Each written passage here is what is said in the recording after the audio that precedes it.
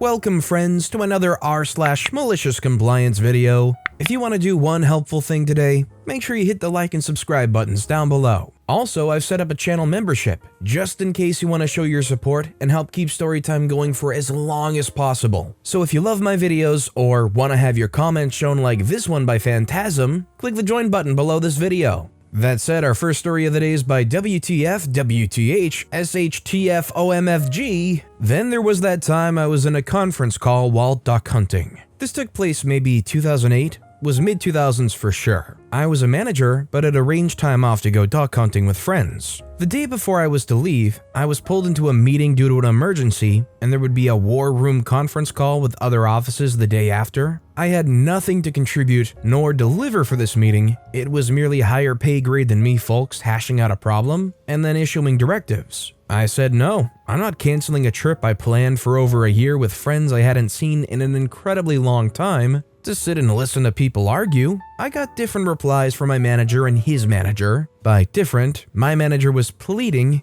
His manager basically said, "Show up or you're fired." I said, "Fine, I'll be on the conference call." Turns out where we were hunting, I had cell signal. So I called in. During the meeting, my manager's manager called on me specifically to contribute. I figured he was making a point. I was talking and said, "Hang on a sec," and my friends and I started shooting. It was quick, there were 4 of us, 2 12-gauge shots each. I went back on to finish talking. I was asked, "Was there shooting?" I said, "Yep, I'm duck hunting." Our regional VP asked, "Why are you on the call if you were off hunting?" My reply was, "I was told it's mandatory or I'm fired." My manager's manager began backpedaling and started saying I was a team player and knew the benefit, etc. Basically, he was told, "We'll take this offline." You gotta love these situations where a higher up demands you show up to something or they'll have your job, and then in front of everybody higher up beyond them, you get to explain the stupid reason you were forced to show up, and because you were allowed to honestly say why you were mandatorily there, you get to watch them squirm and backpedal and try to make things okay for them. If you were told by a manager or a boss that you had to show up to some Zoom meeting,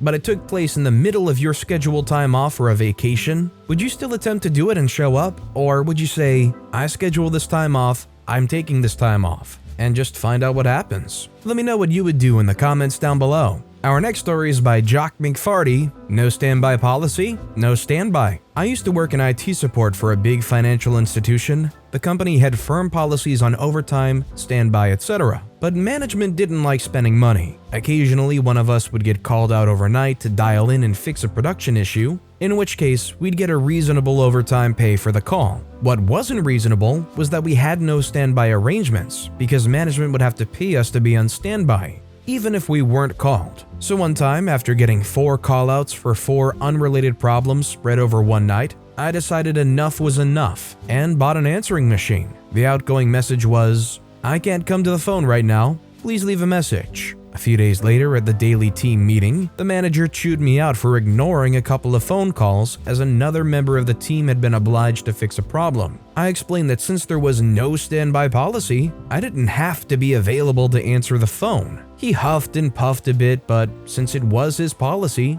technically his boss's policy, there was nothing he could do. The very next day's team meeting was interesting. A problem had come up overnight, and I couldn't be contacted because answering machine. So Night Shift had tried the next member of the team and got his answering machine. The third guy had been slow off the mark and picked up the phone, but promptly announced he would be buying an answering machine that same day. Boss went to Big Boss, then came back and begged us to not use answering machines for 1 month. Instead, to keep a shared spreadsheet listing callouts, and Big Boss would make a decision at the month's end. So we agreed. It didn't take that long. Within 10 days, we had a lucrative paid standby rota. This is really one of those shortcomings of everybody being so interconnected and reachable these days. I don't know when this story took place, but the fact that they got your phone number, they can call you up and reasonably expect they're going to at least hit your phone that you almost assuredly do have with you, kinda sucks in a way, because back in the 90s and earlier, even the early 2000s quite a bit,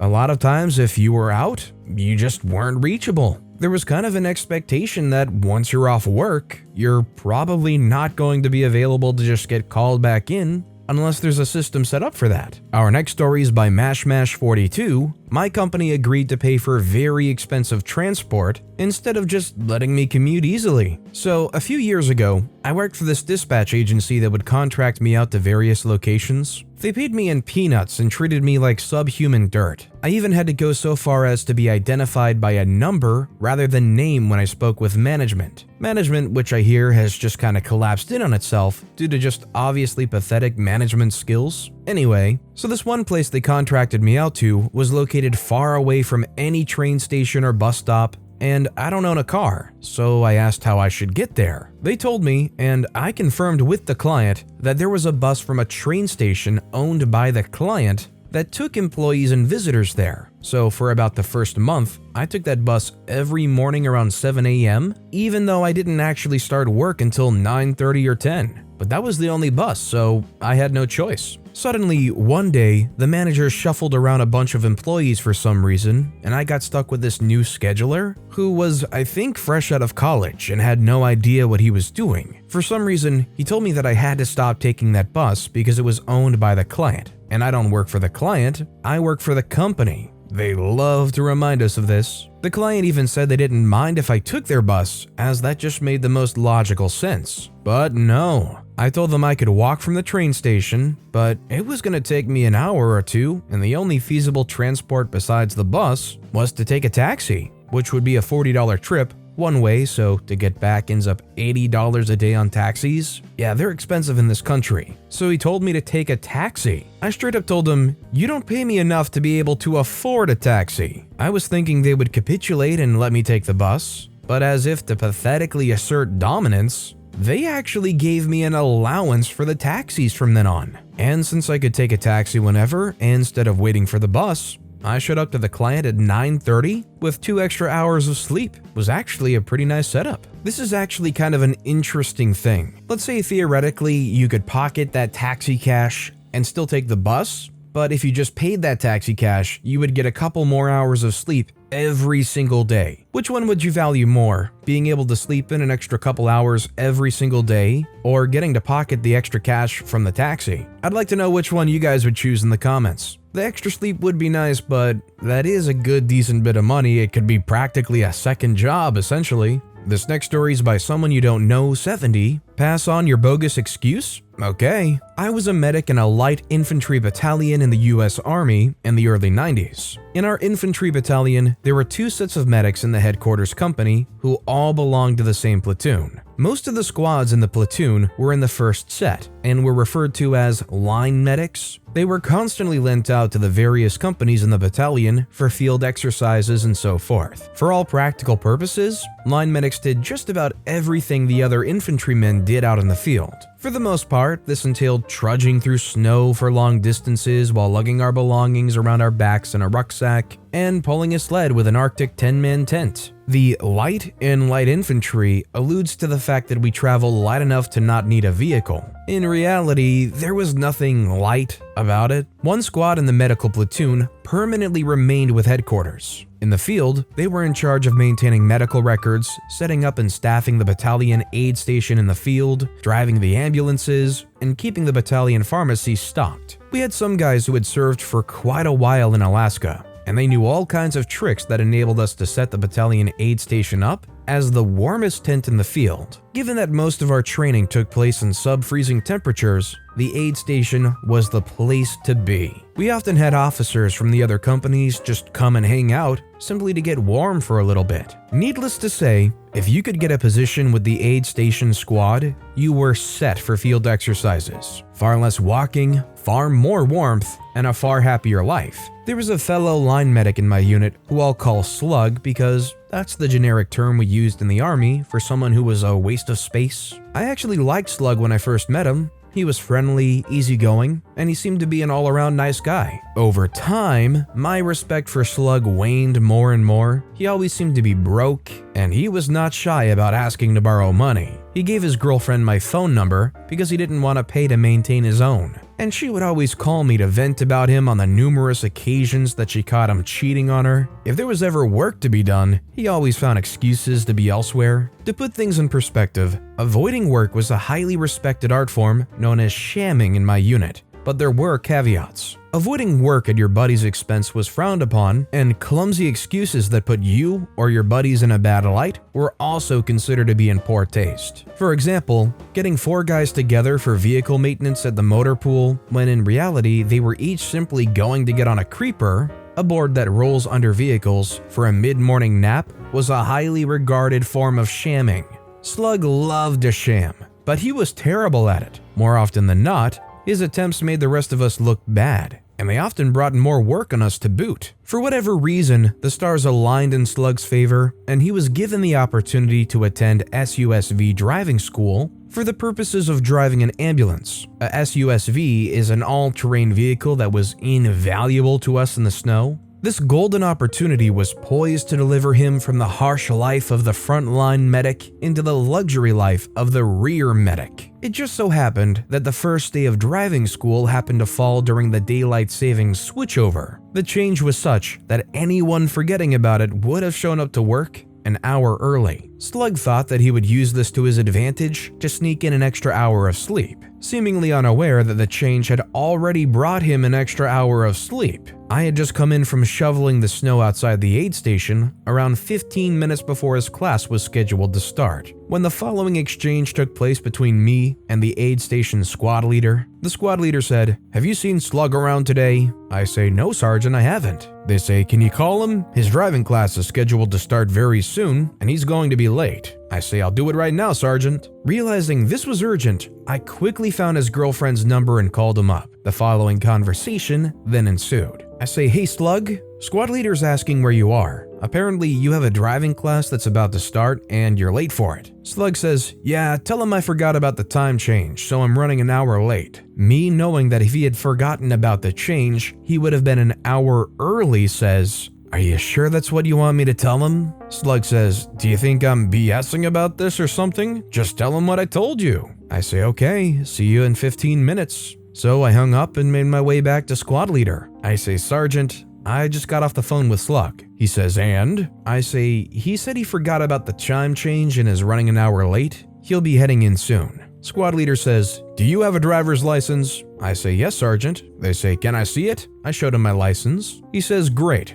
Take this packet, head on down to the motor pool, and tell them that there's been a last-minute change of plans. Slug is unable to make today's training session, so you'll be taking his place." And that's how I went from living the miserable life of a line medic to the relatively easygoing life of an ambulance driver and a guy in charge of the battalion pharmacy. Whenever I'd see Slug in the field complaining about how cold and miserable the last few days had been, I would commiserate with him, expressing gratitude about how good I had it back at the aid station, with regular meals and near constant warmth. "That should have been you," I'd tell him. "It's too bad you weren't able to make it to your training on that day." This is one of those stories where I kind of feel bad for Slug, but I also kind of don't. I get where they were going with trying to take advantage of the extra hour, but I also don't. It was just a dumb idea altogether. They tried to game the system or take advantage of things, and it blew up in their face. I guess that's just how it goes if you're gonna play that game sometimes. And our final story of the day is by Random Blaze. Boss is power hungry and told me to be on time, so I changed my work times a bit. So I did my apprenticeship with this company, and after the 3 years, I moved to a standard IT position at a plant near my home. The first 6 months went great, and the communication with colleagues and the boss were good until one day. He wanted to talk to me about a few things, but one stuck out like a sore thumb. He asked me to pull up my timesheet where all our log into work and log out of work times are saved. He told me to be on time because I was 3 times too late in the last 2 months. He would check it regularly and would get back in touch if it happens again. The funny thing is, I was 1 minute too late on those days because of traffic reasons. I drive 25 to 30 minutes, and I also stayed longer on these days. So he told me to better plan for it, and he wants me to be here exactly at 6. I was furious about this. It seemed like such a useless complaint and just a way of keeping me under control and to mark him as the boss. Normally I would come in at like 5:50, work time only starts at 6, and leave around the 13:50 mark. Work ends at 13:45 and paid overtime starts 31 minutes after closing time. I would start working before 6 with easy work like mail and stuff, and worked a bit of overtime because I had to pack up. Now, I just drink coffee and stand around while looking at my phone until it's exactly 6 o'clock and I log in. Not a minute early, not a minute late. He wants me to work exactly at 6? Okay, I will, but I'll also leave when my time is done. I also pack my things neatly so I can log out exactly at 13:45, and I don't stay longer because I need to be on time. Overall, he lost work time with useless power tripping. He never mentioned the change because he can't do anything about it. I've absolutely never understood anybody that power trips over login times that are a minute or two late, especially if you can look back at it and see that they were staying later plenty of times over to make up for those 1 or 2 minutes. All complaining about that does is serve to piss off people who were giving you good extra work probably, and they'll start leaving you shortchanged because you expect overtime work, and they're like, no, you told me to be on time, I'm leaving exactly on time. But with that being said, it's exactly time for me to clock out too. So of all these stories I've read today, which is your favorite and why? Let me know in the comments down below. And if you haven't yet, if you could like and subscribe, that would mean a lot to me. Whatever you do, whether it's liking, subscribing, turning notifications on, all of it helps grow this channel and I appreciate the heck out of it. So until next time, I'll see you all tomorrow with some more stories.